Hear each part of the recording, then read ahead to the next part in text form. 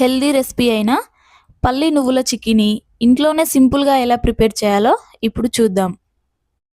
ముందుగా స్టవ్ వెలిగించి కడాయి పెట్టి 1 కప్పు నువ్వులు వేసి దోరగా వేయించి పక్కకు తీసుకోండి. తర్వాత అందులోనే 2 కప్పుల పల్లీలు వేసి దోరగా వేయించి పక్కకు తీసుకోండి. వేయించిన పల్లీలను పొట్టు తీసి 2 భాగాలుగా చేసి పక్కనుంచుకోండి. ఇప్పుడు ఇంకో గిన్నెలో 2 కప్పుల బెల్లం, చిన్న గ్లాసు నీళ్లు పోసి బెల్లం కరగనివ్వాలి. కరిగిన ఈ బెల్లాన్ని వడకట్టుకొని పాకం రెడీ చేసుకోవాలి. పాకం వచ్చిందో లేదో చూడ్డానికి ఒక ప్లేట్లో నీళ్ళు తీసుకొని అందులో కొంచెం వేస్తే అది గట్టిగా అయితే పాకం వచ్చినట్లు.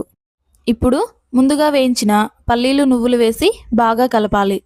తర్వాత ఏదైనా ప్లేట్లో కానీ చెక్క మీద కానీ నెయ్యి రాసుకొని దాని మీద ఈ మిశ్రమాన్ని వేసుకోవాలి. ఇప్పుడు ఒక చపాతీ కర్రను తీసుకొని అంతా సమానంగా సర్దుకోవాలి. ఇది వేడిగా ఉన్నప్పుడే మనకు నచ్చిన షేప్లో ఘాట్లు పెట్టుకోవాలి.